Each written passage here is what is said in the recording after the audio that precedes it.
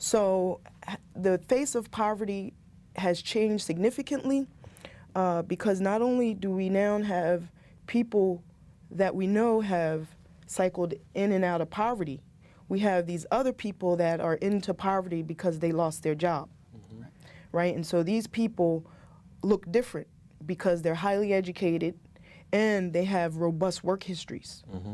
And so we're going to be in a quite bad situation for some time because at the bottom, at least the people in poverty, people we know now, right, our friends, our neighbors, people that have fallen below this $22,000, won't really see a rebound until we get to a positive economy, well into it.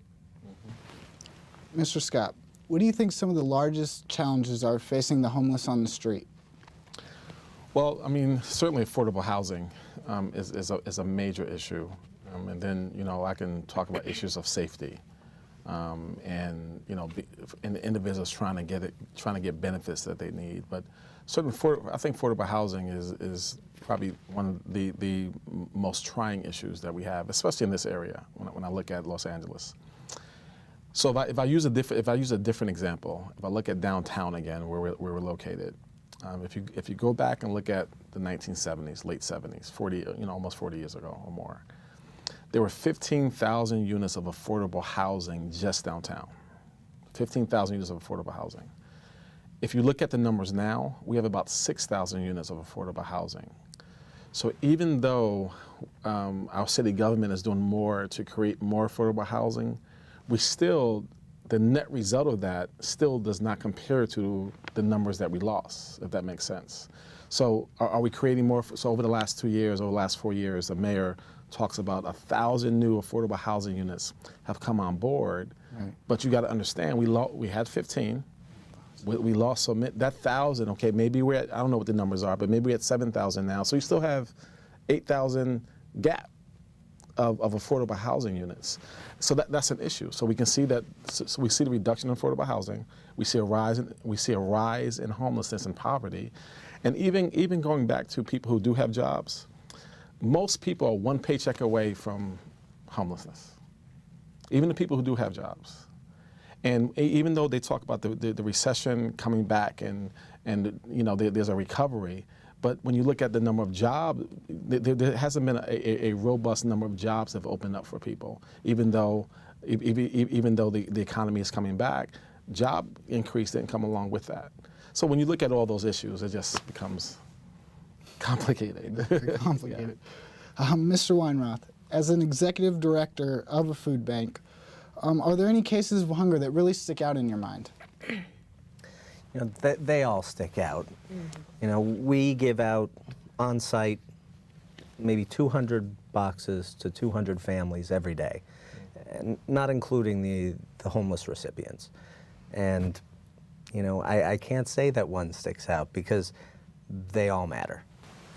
I love it when somebody's excited about what we're offering. I love it when somebody needs help out to their car. It's a fantastic thing to be able to help. We wish we could do more. It's great when we can teach people about proper nutrition and teach people about the creativity that you can have in the kitchen. The kitchen is where the family really is. That's where I grew up, was in the kitchen of my family. I think we all did. I think that that's really where the family unit sticks together, is the kitchen. And if we can create that cohesive family unit around food and around the kitchen, tough times aren't quite as bad. Yep. And Mr. Scott, a similar question to you. I mean, you have a lot of hands-on experience. Are there any cases that really stick out to you or that have impacted you? It's always the success stories that impact me the most, and I can give you a few that may not sound like it's a big deal, but it is. We have a 40-year-old woman who graduates from one of our programs probably about 8 months ago, and at the graduation, she had been on the street addicted to drugs, beaten down. She hadn't seen her hadn't seen her son in 18 years, in and out of prison, on the street. And at the graduation, her mom was in the audience. And for the first time that week, her mother says to her that she loves her and how proud she was of her. And for me, my mother's 80 years old. I talk to my mother every day. And my mother tells me every day how she loves me. But for her, that was the first time in her life a mom ever said, I'm proud of you and I love you. And that same weekend, she was going to see her son for the first time in 18 years. Powerful story.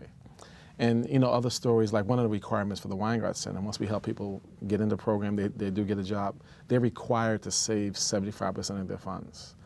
So many of them, 18 months later, 14 months later, 2 years later, leave with $5,000 or $6,000 that they've saved up. So they got a job, we help them get the permanent housing, and we help them save $5,000 or $6,000. That's powerful stuff. Yes, that is. Okay, now back to you, Sure. Professor Covington. Economists say the recession is technically over, but when do you think those in need will experience the upswing? It's going to be a while. It's hard to predict. It certainly won't be this year. So, we definitely need some remedies to mitigate, the pain that families are feeling. Certainly the homelessness numbers speak to the pain that families are in. Everywhere, homeless are increasing. The number of homeless are increasing.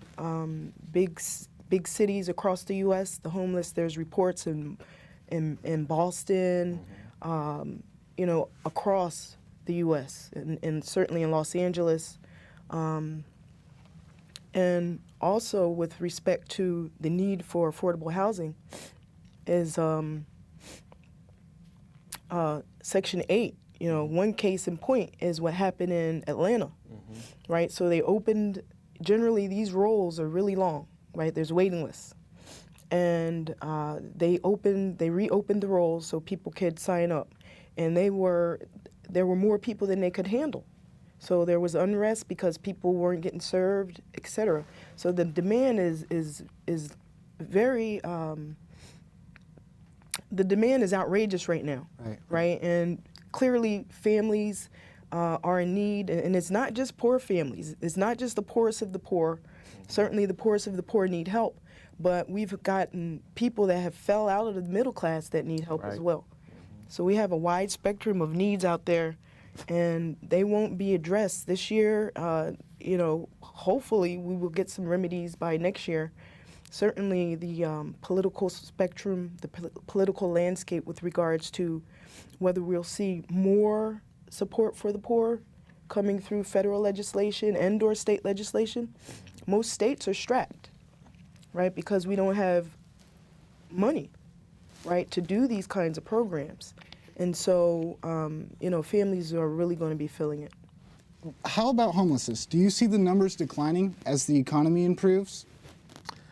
I think that's a complicated question. It's almost loaded, because as the economy improves, as the professor talked about, the lowest of the lowest are not going to experience that or see the impact of that for years to come.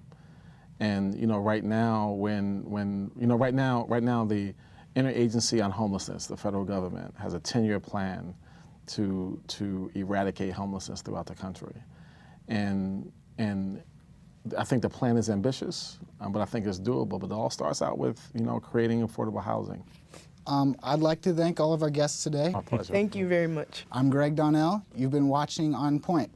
Have a nice day. Let me give you a quick example. I'm from the East Coast. I remember what 42nd Street looked like 15 years ago. When you go to 42nd Street today, it looks totally different. And the reason why it looks different is because there was 3 things that happened. There was a political will to decrease homelessness. There was a business community came together. So it was the politicians came together. It was the business community came together, service providers came together. Those 3 collaborating together created additional affordable housing to get people off the street.